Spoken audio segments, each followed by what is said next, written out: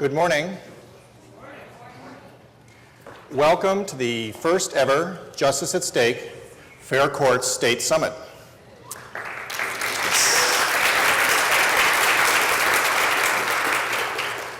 It is really inspiring to be here with so many of you who've spent your careers focused on making people's lives better, and it is really exciting to come up together under the banner of the Fair Courts movement. And I want to begin by thanking all of the wonderful sponsors who made this event possible. Our lead sponsors, Common Cause, the Piper Fund, Wellstone Action Fund, and Rethink Media. Our summit partners, the American Constitution Society, the Brennan Center for Justice and Legal Progress, and our summit allies, Lambda Legal, the Committee for Economic Development, and the HRC Foundation. You are a critical part of this summit, and we thank you so much for your support, and I hope everybody will join me in thanking them for their support.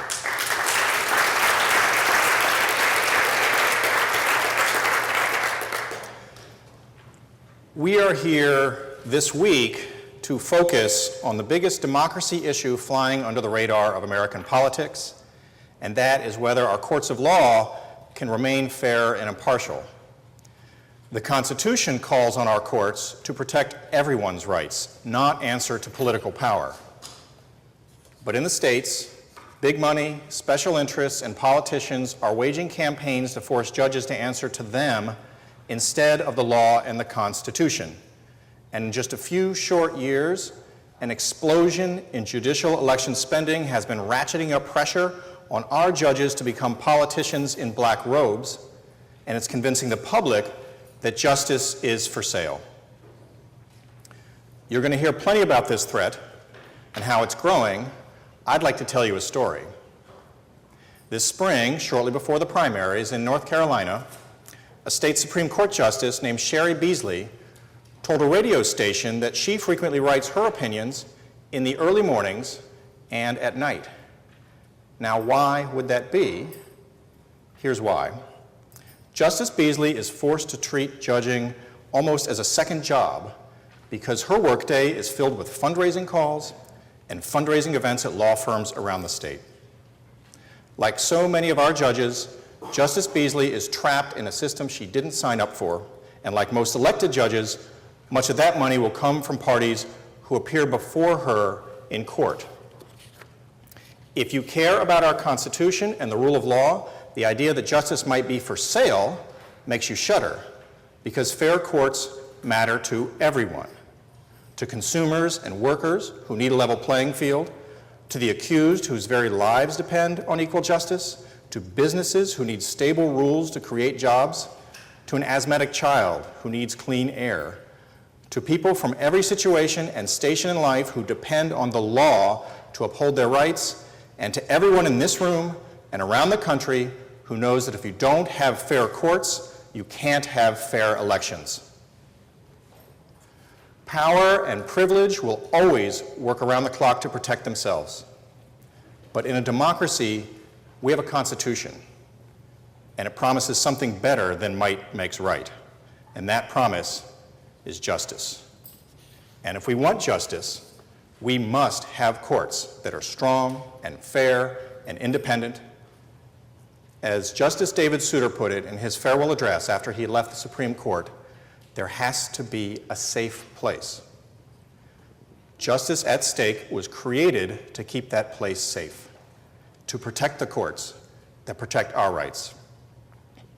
We have won many victories, but in the last few years, like many of you, we've been working twice as hard just to protect past gains. And this year is bringing even more efforts to tilt the scales of justice in the legislatures and at the ballot box. Now, Justice at Stake has an awesome staff. Members of our board of directors have flown in from around the country to be here. We are dedicated to our mission beyond belief. But I'll put this quite simply, we need you.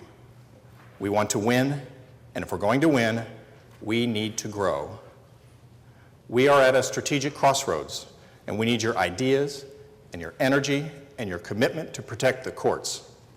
You have come here from a wide variety of backgrounds, but you all share a central insight. You need fair courts.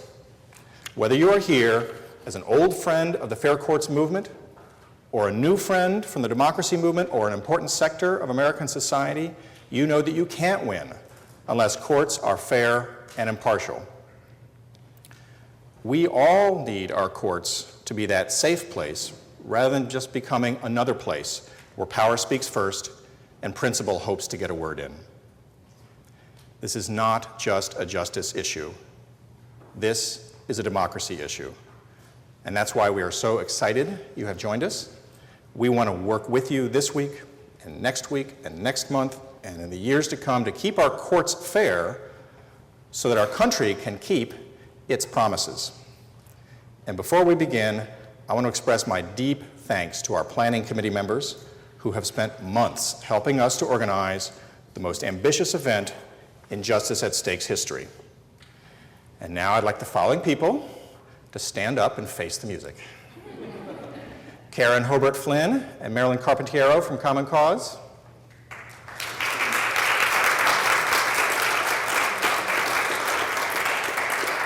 And if you're not here, you'll be applauded in absentia without due process. Melissa Spatz from the Piper Fund.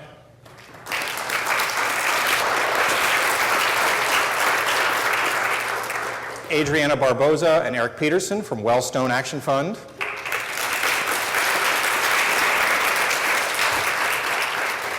Peter Fehrenbach and Scott Swenson from Rethink Media.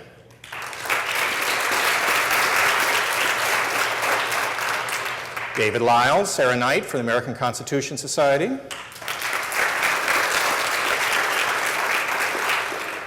This feels like the Oscars. All right. Alicia Bannon from the Brennan Center for Justice. Billy Corey here from Legal Progress.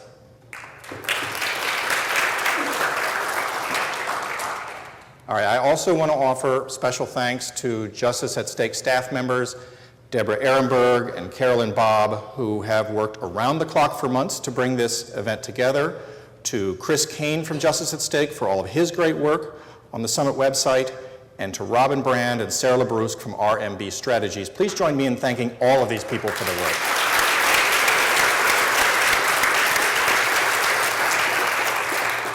It is also a special treat to welcome someone new to our family. Peter Starzinski, will you please stand up?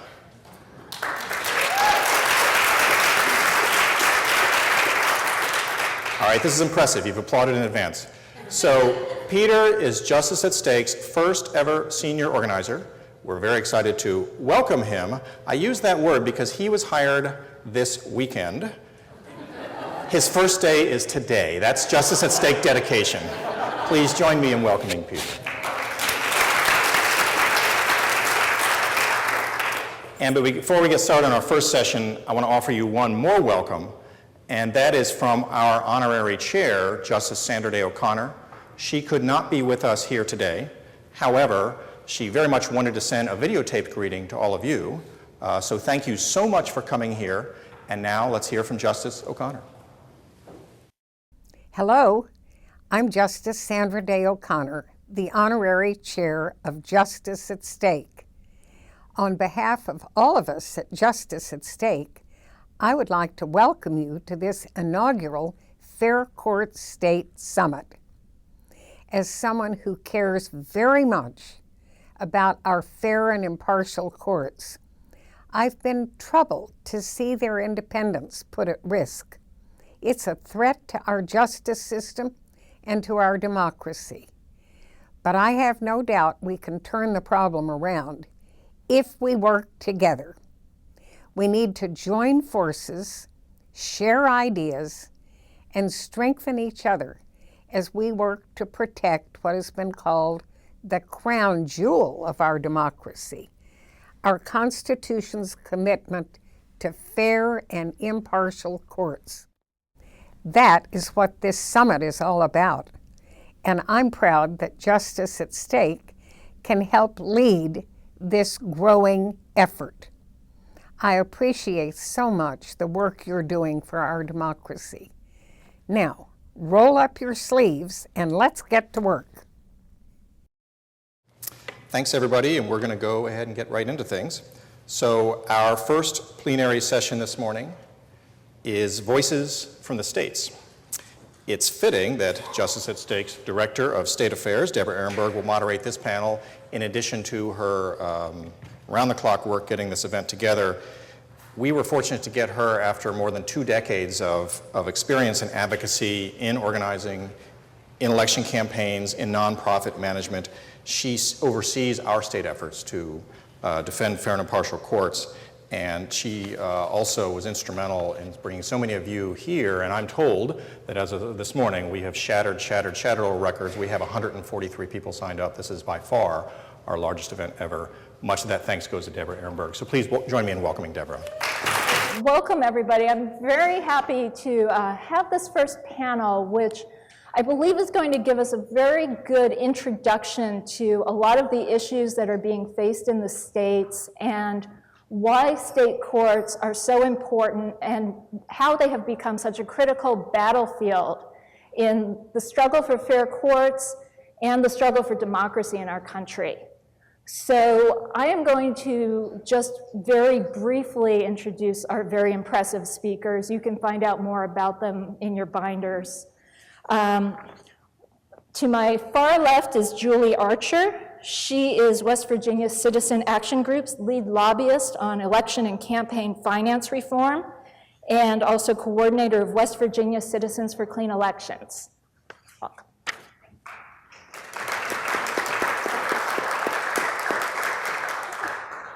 Ryan Wright leads the Kansas Values Institute and Kansans for Fair Courts. And Alex Villalobos is currently of counsel at Myers, Brooks, Dema, and Botkin, or something like that. I apologize. And is the founding president of Democracy at Stake, as well as a member of Justice at Stake's board of directors. Welcome. And we're going to start with Julie. Thank you, Deborah, and thank you to you and Justice at Stake for inviting me here to share our story. And as Deborah said, I am the project manager with West Virginia Citizen Action Group, and I'm the co-coordinator currently of West Virginia Citizens for Clean Elections, which is it's a statewide coalition of more than 20 organizations that came together in 2002 to support and advocate for public financing of elections in West Virginia. But to kind of give you a picture of sort of where we are today in West Virginia and the issues that we're dealing with, we actually have to go all the way back to 2004 when we gained notoriety for having the most negative Supreme Court race in the nation. And what happened that year, coal and other special interests were just spending record amounts of money trying to influence the outcome of our state Supreme Court race. And rather than spending it the old-fashioned way, just giving it directly to the candidates, what they were doing was contributing to shady independent groups so they could funnel even more money into the election, skirt existing campaign finance laws, and unfortunately, a lot of times we didn't even know who was behind these groups until after the election was over. So there was one particularly nasty ad campaign that accused our incumbent Justice Warren McGraw of assigning a known sex offender to work in a West Virginia high school. And actually most of the ads during the campaign, they targeted McGraw. He was a former state legislator.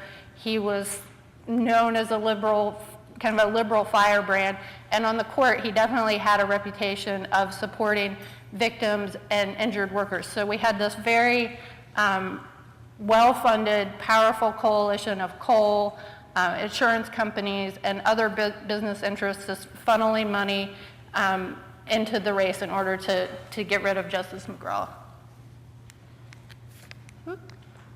So the group that was behind the sex offender ads, they raised and spent $3.6 million just in the 3 months leading up to the November election.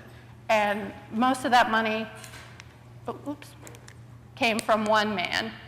And So if Don,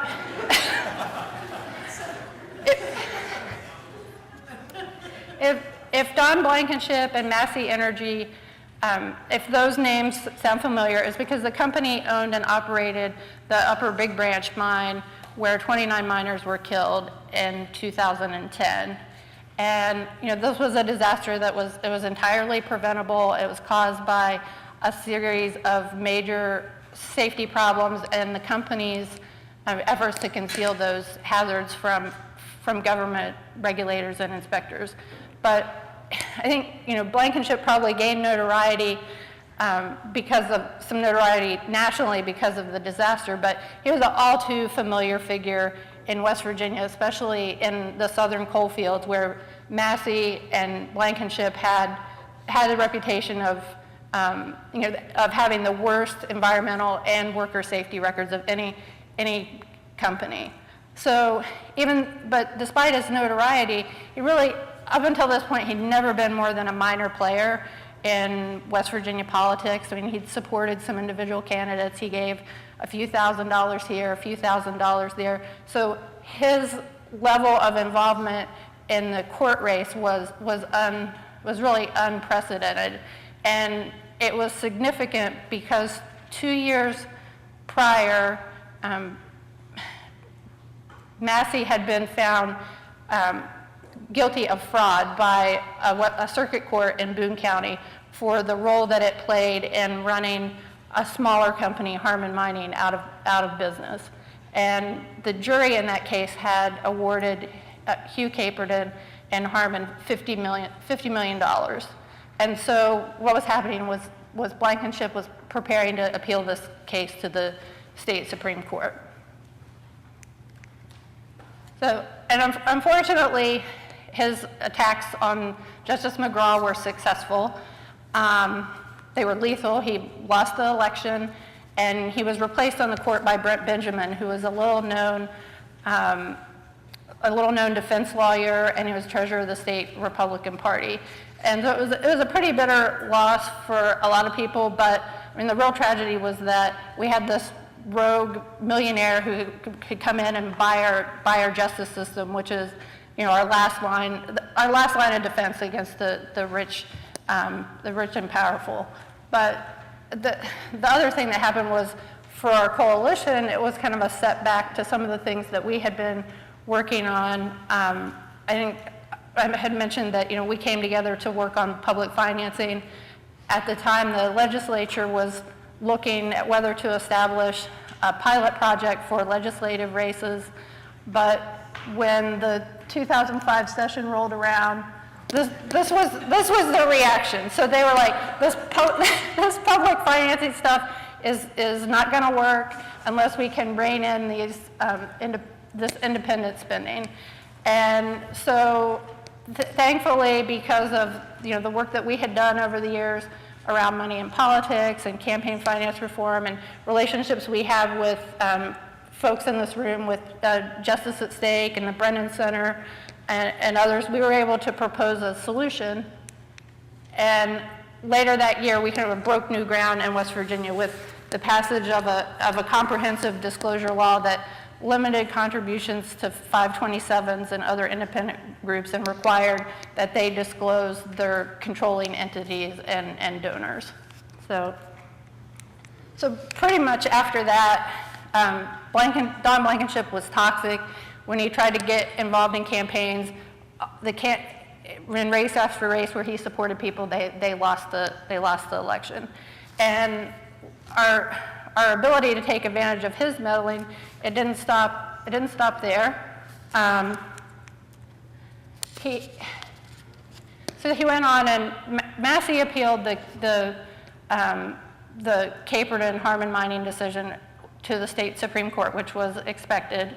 And of course, attorneys for Harmon and Hugh Caperton asked Justice Benjamin to step aside from the case. He refused, and eventually he sided with the majority on behalf of Massey in a 3-2 verdict. And so after so he sided with Massey, and then after that, they requested a rehearing, and so this time, Caperton's attorneys asked both Benjamin and Justice Elliott Spike Maynard to step aside.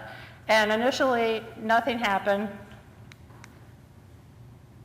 And then a week later, these pictures of Justice Maynard and Don Blankenship vacationing in the French Riviera while the initial case was pending before the court, they appeared in the media. So after that, Harmon and Caperton filed an amended recusal motion. Justice Maynard stepped aside, but Justice Benjamin still stayed on the case. And again, he ended up voting in an opinion and siding with Massey. Justice Maynard ended up losing the primary election that year because the photos that had come out of him vacationing with Don Blankenship were used heavily in the campaign. And then Caperton ended up appealing his case to the U.S. Supreme Court, which spurred interest in doing a pilot project for public financing for state Supreme Court candidates in West Virginia. A year later, the U.S. Supreme Court said that, ruled that due process was violated in the Caperton case because of a lack of an impartial decision maker. I think I got that right. And because of a lack of an impartial decision maker, and so they ordered Justice Benjamin to step aside. And almost immediately after that, our governor appointed an independent judicial reform commission, which recommended public financing, and in 2010, the legislature adopted a pilot project, and that's pretty much how we went from scandal to example in West Virginia.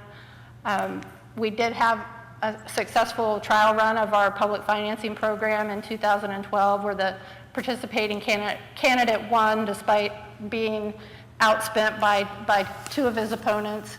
And after that, our legislature voted to make that a permanent program. So, I mean, we're really fortunate. I think that we're kind of seen as now that the scandals are behind us, that we're kind of seen as a bright spot because of the reforms we've been able to get passed. But I do think that we have some challenges ahead in terms of defending this program, making sure it's funded and so forth. But thank you. So.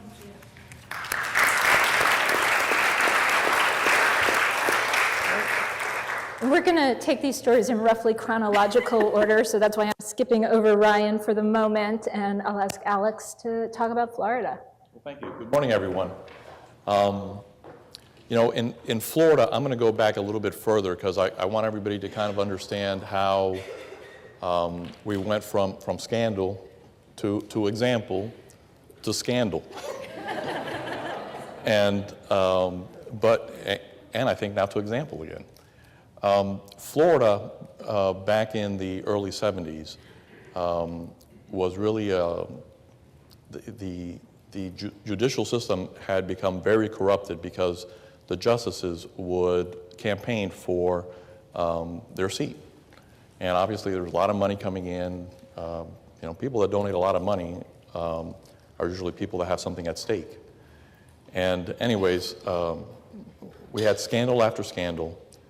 And then in 1972, Florida amended the Constitution, and we had then Governor Reuben Askew had signed an executive order, and he said, this system just doesn't work. We need to get politics out of the courts. And he created a system that was a merit retention and a merit selection system. So I just want to explain a little bit of how that works for those of you that don't know how that works. Basically, he created a judicial nominating commission. And the way that it started to work was there were 3 members appointed by the Florida Bar to the Judicial Nominating Commission. There were 3 people appointed by the governor that were members of the bar also, but they were appointed by the governor. And then those 6 people chose 3 more. So there were a total of 9. And this is really relevant. Those 9 would vet applicants to the courts and then submit names up to the governor, and then the governor would select the justices and the appellate court from that list. It worked great. It worked great. It went on like that for many years. The courts in Florida are actually very efficient. They receive a minuscule amount of money from the legislature, and I know because in the 90s I was in the Florida House and I was chair of Criminal Justice Appropriations. I funded the court. I gave them a very little amount of money, but they were very efficient. Worked great. Then in 2000, I went over to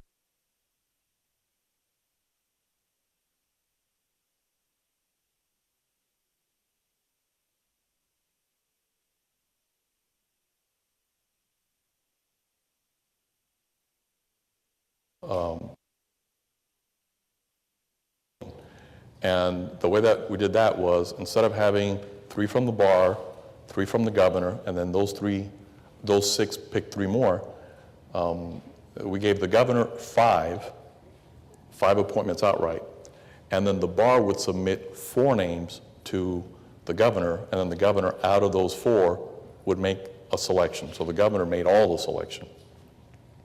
To be honest with you, I really regret I was part of the people that voted for that. At the time, no one foresaw the mess that it was going to later create, but here we are today, and big mess it created. And it's one of the few votes that I really regret having made at that time, because what happened was, people started to say, we ought to let the governor that was elected by the people make the decisions. However, when it was 3-3-3, there was really no sense of who would come out of that list. So since there was such uncertainty, and that's really the answer, I think, to a lot of your problems and the problems across the state. Since there was such uncertainty, no one was willing to really put in a lot of money into these races, into a retention race, because they didn't know what the outcome was going to be. So anyways, when a justice is selected, that justice is up for retention election within 2 years of that appointment. So after the governor makes an appointment, within a 2-year period, that justice is up for the retention election. So they're selected through merit, and then they're retained through the retention election. Well, what happened was in 2010, so we had no problems. All of a sudden in 2010, I credit more organized money, and I also credit the internet with this, because there was kind of like this shadow campaign against 2 of the justices that had just been appointed. One was a Cuban-American justice, and the other was an African-American justice. And this devious internet campaign surfaced out of nowhere and started to be critical of the 2 justices. And it was critical of the justices not because of anything that they've done or failed to do or didn't follow the law, but it was critical of the justices because of a decision that the court had recently made. And anyways, the election went on. The justices were retained because that organization really wasn't in place. But the numbers did drop significantly. That's when myself and several other friends got together. I had left the Senate at that time. I left the Senate in November 2010. And we got together and we thought, we need to figure out what happened, because obviously something is going on. That's when I met the folks at Justice at Stake. In Florida, we formed an organization called Democracy at Stake, and we thought, we need to go out across the state and find out what's going on. So what we did was we hired Celinda Lake, who is either here or will be here at some point during the conference. And she was out of the state of Washington, and we wanted somebody to help us put together some questions and focus groups to try and figure out what was really going on. I attended the focus groups. I went all across the state. I went to the major cities where we held focus groups, and I really knew nothing. You know, I'm an attorney. I funded the courts. I was the judiciary chair twice. I was the majority leader in the Senate. I was a rules chair by the time I left. I had no idea, and I was disconnected from the public's perception of the courts because I had my perception of the courts. But I soon realized my perception isn't what mattered. What mattered was the public's perception. So very quickly, Justice at Stake started providing me with information as to what to ask, what was relevant, what was important. They were using the example from Kansas where the 3 justices had been defeated. So, I'm sorry, from Iowa. So we rapidly realized, you know, something is obviously going on. Well, when we did the focus groups, again, it was a very fair process. It was a cross-section of the population. I didn't want the answer I wanted. I wanted the answer that the public really had. Well, it turned out that over 130 people that we interviewed across the state over a period of months, do you know how many people could name one justice? 0. No one could name one Supreme Court justice. And of course, we all know that there's 3 branches of government: the House, the Senate, and the executive. You know, we all know that the courts investigate the senators and the representatives, and there was just a total disconnect from the public as to what the courts really do. And what I quickly realized was who first defines the justices is going to win this campaign. At the same time, we went and we spoke to the 3 justices that were up for retention. They were in total denial. They had no clue, totally unsophisticated in campaigning, as it should be. I don't want a court that is out campaigning, but they were totally unsophisticated, and I rapidly realized that what's going on here is it's a lot cheaper to buy a Supreme Court than it is to change the outcome of the majority in the House or the Senate or the governor's mansion.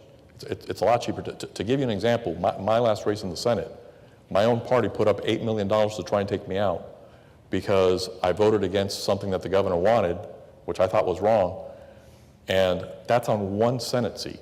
Now, you can imagine the amount of money involved in a state like Florida in these races. So at the same time that I'm going around the state doing this, the legislature all of a sudden comes up with a series of reforms for the court to fix the court.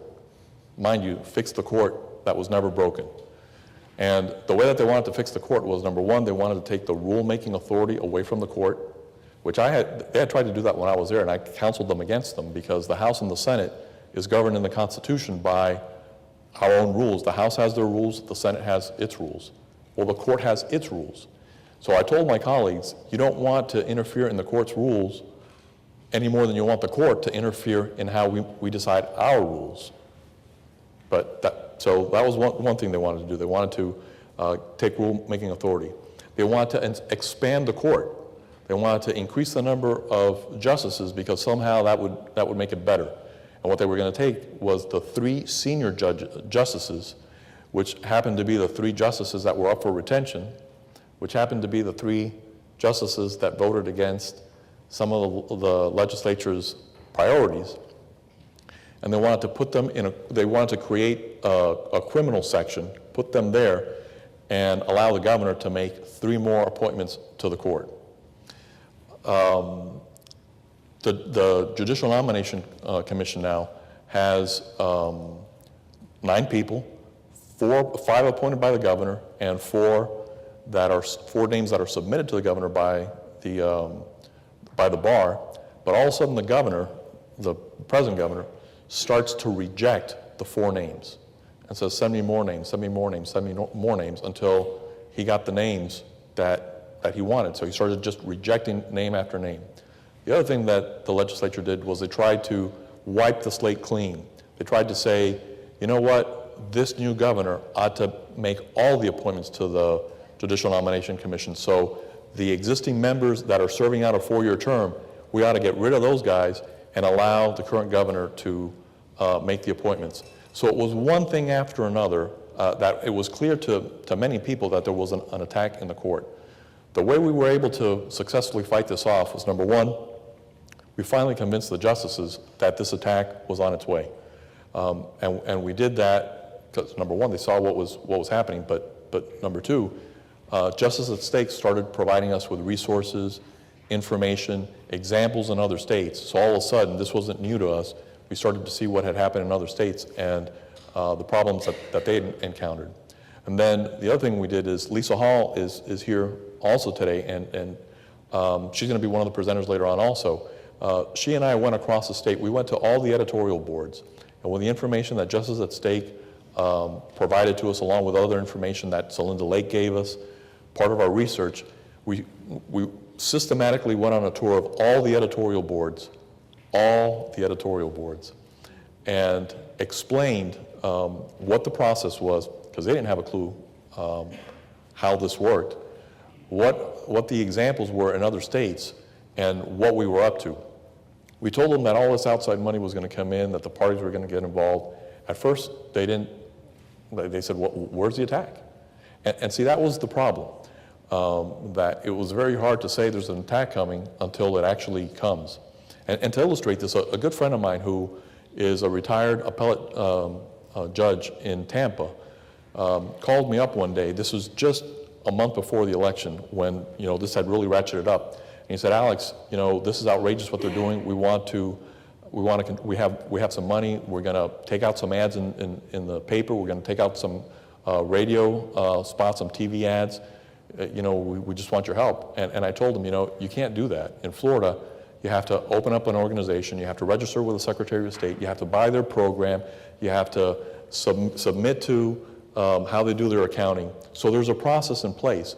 What that told us is, if you don't get ready, and what I'm telling all of you that haven't experienced this yet, if you don't get ready with something in place, someone that is ready will come a month before the election, dump a ton of money, and take your guys out. So if I could leave you with anything, it's that. There's a real threat. There's a way to do it. This book that we compiled is all the editorials that were written by the papers across the state, because we did a lot of traveling, but we convinced them that it was a real threat. At the last minute, the Republican Party in Florida actually got involved in the retention race. I told them they shouldn't do it for two reasons. Number one, the courts should be independent. Number two, what goes around comes around. I told them, you do this today, the other party's going to do this tomorrow when things change. In Florida, there's a law that prohibits political parties from endorsing judicial candidates, but there's no law that prohibits them from engaging a negative campaign against a justice. So I'd like to leave all of you with just this thought. There are people out there that are organized, that have a lot of money, that mean to buy the justice system in this country. And if we don't act collectively, they're going to succeed.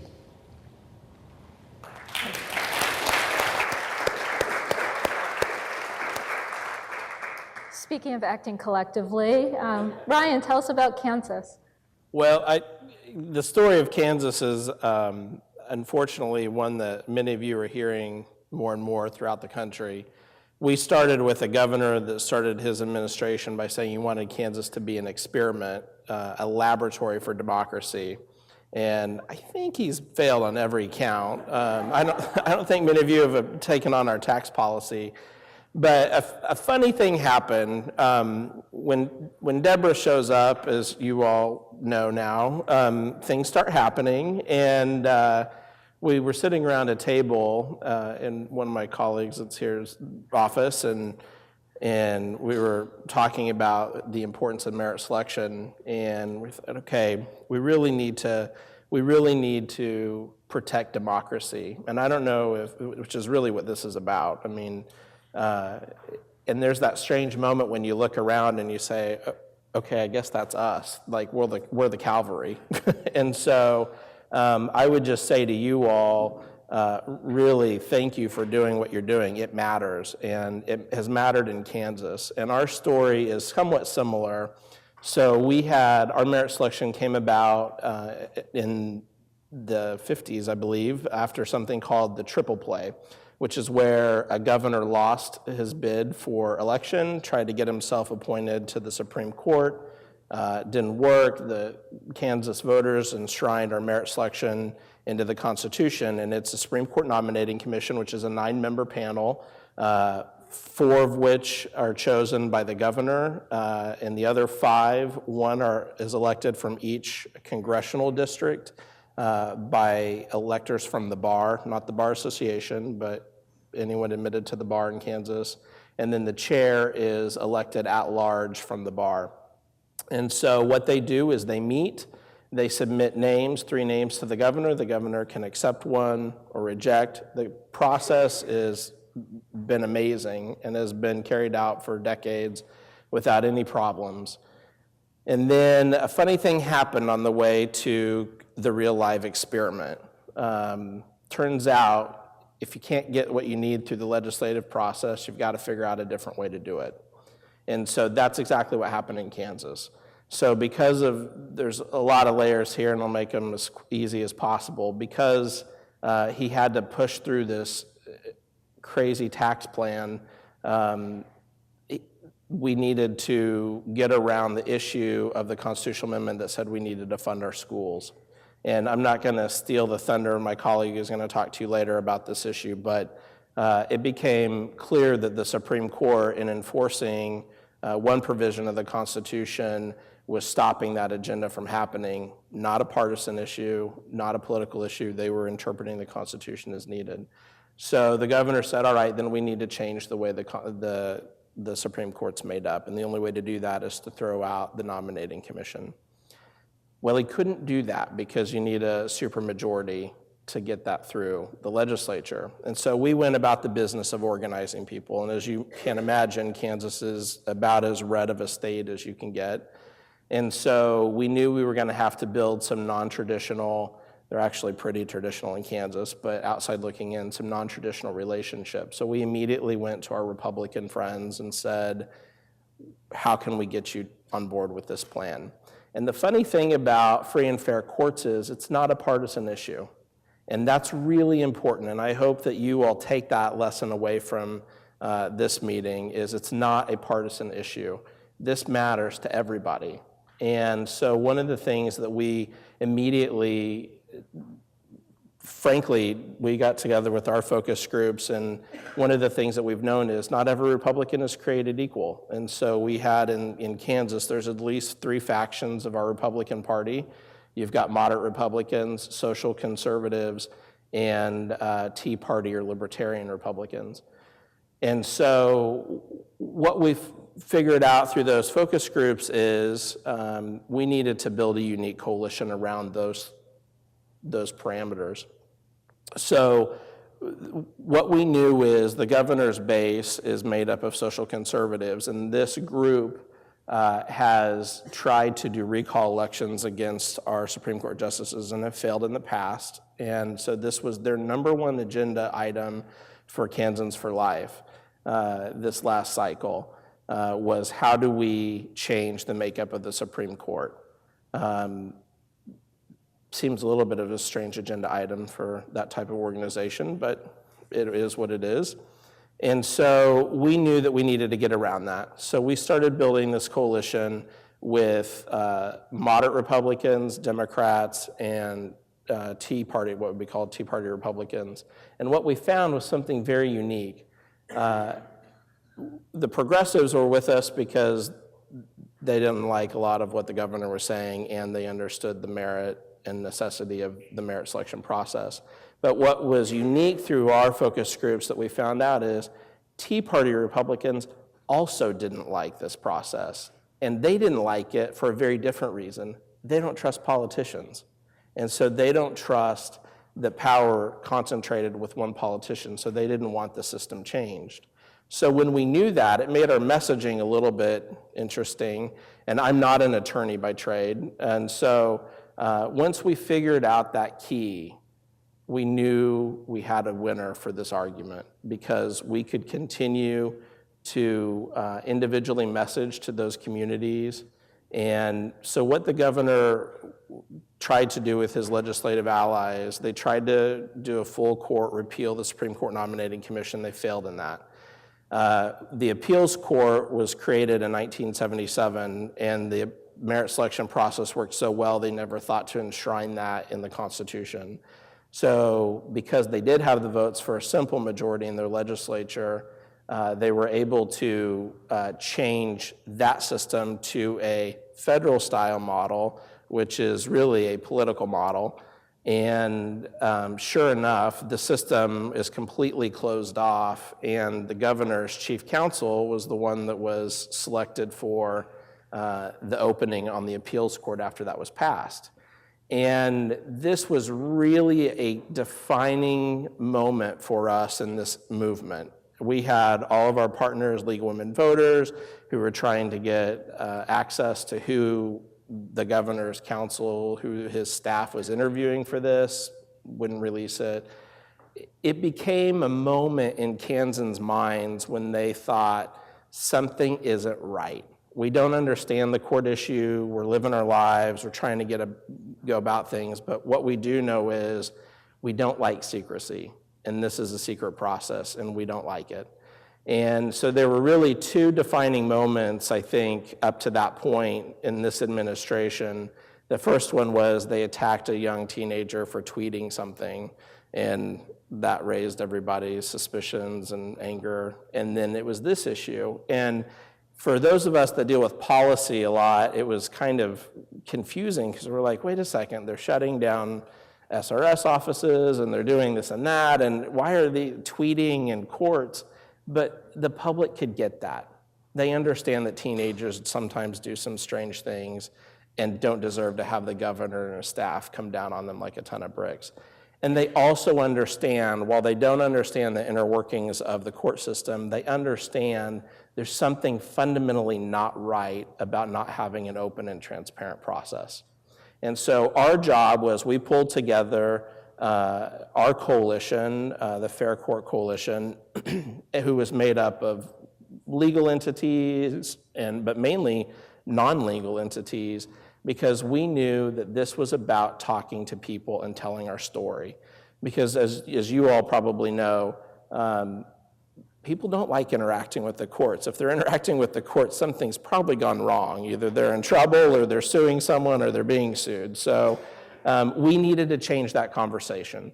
And one of the ways we did that was we started to engage women's groups, we started to engage other community organizing groups and tell that story, because we know over the course of a lifetime, a woman is going to need to call on the courts at some point more often than a man will. So we started telling those stories in very human terms. And so people got it. They just understood it. And so to bring this full circle, during this last legislative session, realizing that the public was not supportive of this, they tried again and failed miserably to amend the Constitution to repeal the Supreme Court Nominating Commission. And then what they did was, when they couldn't make that happen, they went after the court's funding issues, which that's still an outstanding question if they legally can actually do that. But it just exposed the hypocrisy of the argument. And once again, voters understand that. And it's become a major campaign issue across the board as we were heading into this election cycle on both sides, because people want free and fair courts. And on next week, actually, we had one of our justices was appointed to the federal bench. And so the Supreme Court Nominating Commission they've had 14 attorneys apply, including the governor's chief counsel, who has spent about a minute on the appeals court bench. And it's going to be a very interesting time for us, because just like we told the story before about how this system was closed under this political model that the governor is pushing, we now have to tell the story about how open and transparent the Supreme Court Nominating Commission is going to be moving forward. And so we're planning some communications work around that and reactivating our coalition. And it happens to be the day before and the day of the primary election. So it's all kind of unique timing on all of this. But the point is, if we can do it in Kansas, you can do it in your states. And I would just encourage you, as cliche as this sounds, to think outside of the box, because this isn't about the Bar Association or the Trial Lawyer Association. You need those groups. They bring a lot of credibility to the table. But this is about how free and fair courts impact your citizens of your state.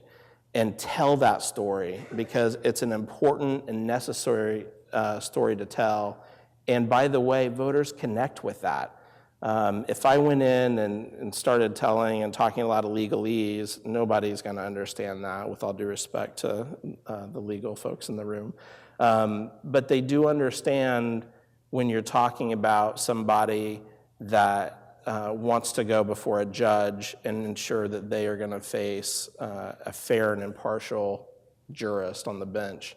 And they get that. They just get it. And I don't think that's unique to Kansas. I think that's a value that we all share. And the only antidote to big money is your voice and your vote. And that's one of the things that we've really been struggling, and I don't mean struggling in a bad way. We just haven't had to do it before. We haven't had to organize on the scale that we've had to do in Kansas, but we're doing it. We've now organized hundreds of, there's a women's group and other coalitions. Everybody's doing their part, and it's messy, and it's frustrating, and it's awesome. And it is the only way to beat back that money. And I did a panel a year ago with Melissa from North Carolina, and I was like, oh gosh, thank God we don't have those problems. and then we do. And that's okay, because we're finding the Kansas solution to our Kansas problem, so that we're not exporting that experiment to your other states. And I think today I'd rather be us than them. So, and I'm gonna stop talking and turn it back over to Deborah, but I'm happy offline, off this panel, to talk to any of you about this, because it's really important and it can be done. Great. Thank you.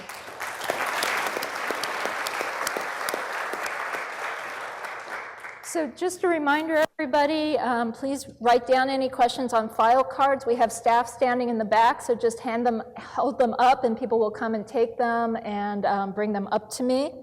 And while we are collecting those, you all touched on this a little bit, but I'm wondering if there's more that you can say about why should people from other states care about what happened in West Virginia or Florida or Kansas? Well, Sure. if we wouldn't have cared what happened in other states, we would have lost ourselves. We had the 3 justices that were up for retention. They were attacked. They actually won the election with the highest percentage in history. And we were successful because we took the time to see what happened in other states, and we decided, this is a real problem, and we don't want it to happen here. And believe me, if learn from our mistakes, learn from our problems. It was a long process. The justices at the beginning didn't want to engage. They thought there was no need for them to go out and do anything, and they were proven wrong, and they realized that. So listen, I want people to learn from our mistakes. That's what I want. And if you think that this can't happen in your state, you're crazy. Anybody else like to speak to that? I was just going to say the same thing. I mean, people need to care about what's happening in our states, because it can happen anywhere. And in 2004, what was happening in West Virginia, I mean, it was part of a national trend that's continuing till this day. These attacks are continuing to happen all over the country, and you know, maybe the individual players are different, but their goal is the same, and they want to politicize and undermine the independence and fairness of the courts to advance their agendas.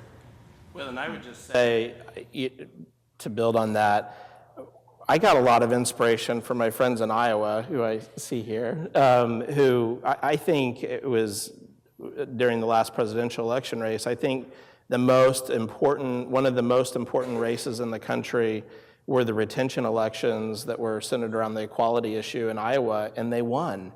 And that was huge. I mean, everybody was so focused on obviously the national stuff, but if it can happen in Iowa, it can happen in Kansas. And so in West Virginia and Florida, well, Florida's always got stuff going on, but we don't have 8 million for a Senate race. That's an entire gubernatorial race on both sides. But my point is, I talked at our first Justice at State convening. I picked their brains, and okay, the issues are a little bit different, but I took those lessons and we went back, and my other colleagues that were here, we all did this, and it was so exciting because we are learning, because this is all connected and pushed from a national agenda. When I have the Judicial Crisis Network calling in to our local media to counter something I'm saying, that tells me I'm doing something right, or someone in our coalition is doing something right, because this is all coordinated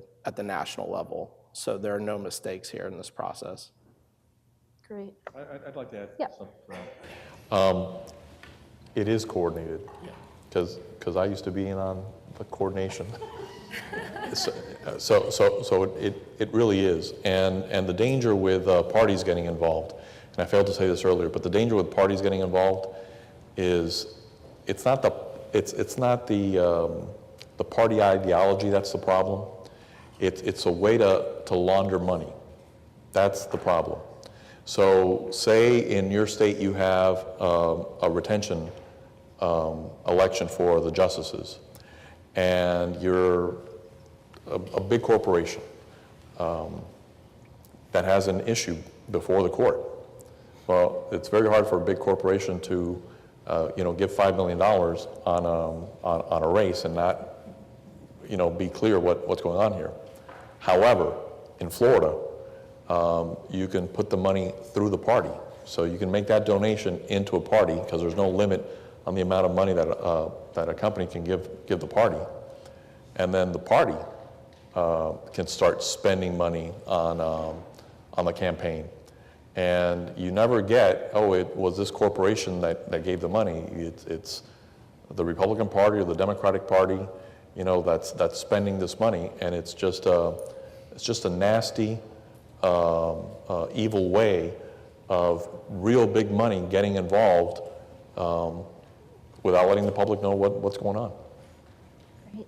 So a few related questions. People are curious about, how do you excite people outside of the inner circle about the courts, and what are some effective tactics for informing voters and everyday citizens about what's at stake here? So one of the things that we did, as I mentioned, and I'm not going to steal Mark's thunder because he's going to talk here in a little bit, but like I said earlier, the education issue was completely intertwined with our judicial selection issue.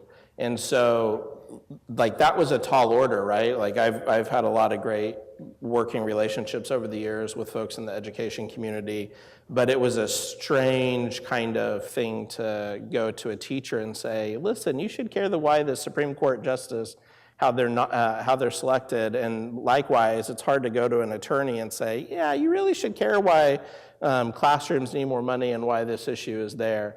And we went through some growing pains. There were some members of the coalition that just couldn't buy into that, although they were still supportive of the overall cause. And that's okay. Everybody has got a seat at the table.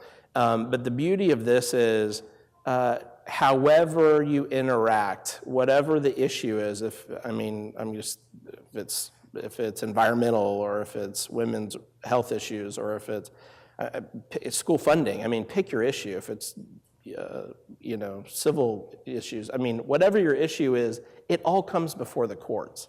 And so that is the common denominator. But because people don't interact usually with the courts on a regular basis, it's important to make sure you tell that story. And real quick, I just want to say one other thing. Attorneys, what I've noticed by trade, is that they like to negotiate. And historically in Kansas, we were always able to negotiate with whatever administration. We could differ on the politics. But at the end of the day, we could come to a common agreement. Early on in this process, the Bar Association was in a negotiating mood. And so we had to, in some very frank conversations, make it clear to them, there's no negotiating on this point. Like, you cannot give them an inch. They want a mile, and they will come back at you for that. And so we had to do some working on them and apply some external pressure to the association, which was strange. That's never happened before, certainly in our state. But, sorry, that's a little bit tangential, but that's really important because you've got to tell that story and connect it, because everybody is connected to the courts. They just don't realize it.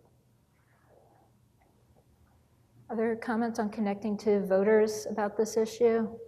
I think in our experience, the reaching out to the editorial boards was crucial, because at the end of the day, a lot of voters read the editorials for their local paper, and there was a total disconnect between the editorial boards and the courts.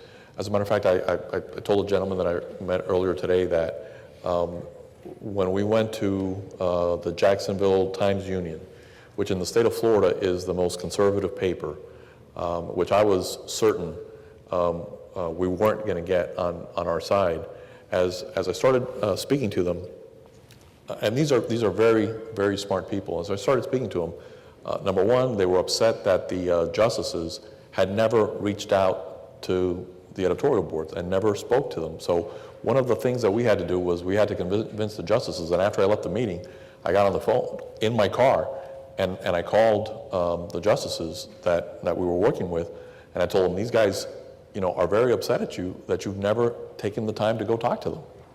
So they reached out and made that connection. The other thing is, even these people that I've known for years that I really respect, that I think are very smart, one of the editors, or the editor at that paper asked me, he used an example with a former justice, and he said, don't I have the right,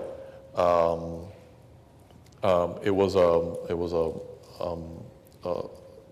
pro-life and pro-choice issue.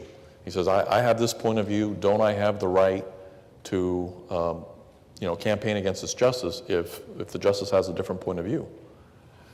And I told him no.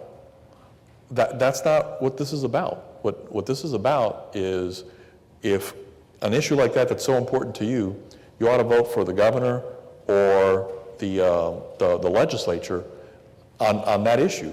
That's not what the courts are about. You should vote against a justice if the justice fails to follow the law, is absent, is drunk, is corrupt. Those are the issues that you should vote against a justice, not because you don't agree with them on one issue. And the guy kind of sat back and thought about it a second, and we actually got that editorial to support the three justices. So we had the state's most conservative paper support the state's three most liberal justices after that conversation with them, and after the justices themselves went and spoke to them. So it's contact that matters. We take for granted that everybody knows what's going on, and they don't. And sometimes it was humbling for the justices. They didn't want to do it. They didn't want to go out there and do it, but they did it, and they preserved their seats. Julie, was media outreach also part of your strategy? Yes. Anything else you'd like to say about that? Or? All right. Ryan, did you also do media work? We really did. I think you're right. It is about reaching out. It was really critical because nobody understands the system, and especially editorial writers, because they've got their foot in like every pot constantly. And so they know just a little bit about everything, but usually not a lot about things. And so we had to do a lot of education. And to be real honest with you, we had to do a lot of education with our legislators. The legislators didn't even understand this. And that took us by surprise. It's like, we can't have only 9 people in the state that understand the Supreme Court nominating commission, the 9 that sit on the commission. And so at this exact same time, and this was heavy lifting, we did the same thing. We reached out to editorial boards and did visits, and also to lawmakers, and we just started at square one and explained it in both ways.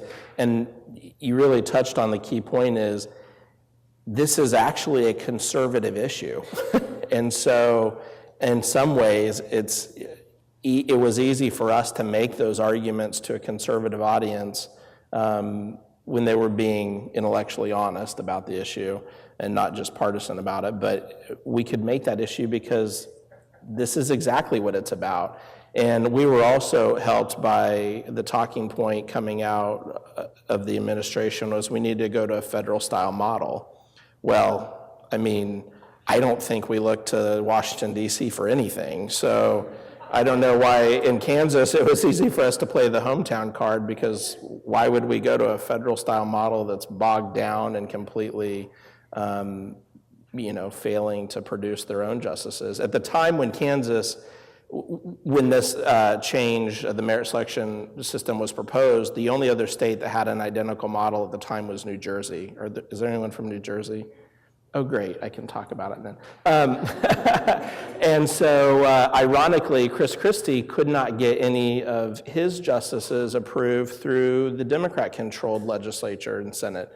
So it was real great for us to be able to say, one, we don't need a New Jersey model, and we certainly don't need a DC federal style model that's broken.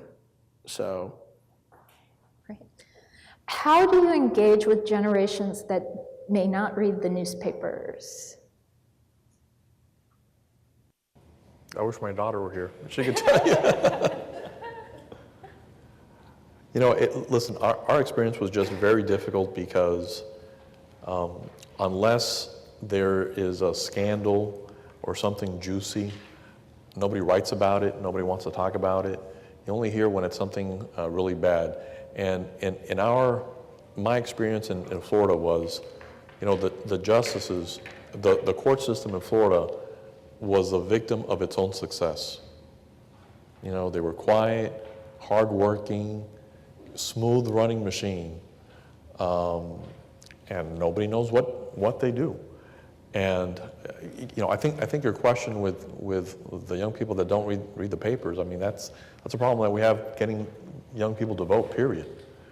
And I don't know what the answer to that is, but I think one of the problems that we have in the state of Florida and in the country is, I saw a graph a couple of weeks ago, and it goes back about 40 years, and the number of people that voted in primaries was huge compared to the very targeted number of people that vote today, which is minuscule in primaries, and that's why you have the extremes, because you can focus a lot of money on a very small group of people. And you know what? I always feel my parents are from Cuba.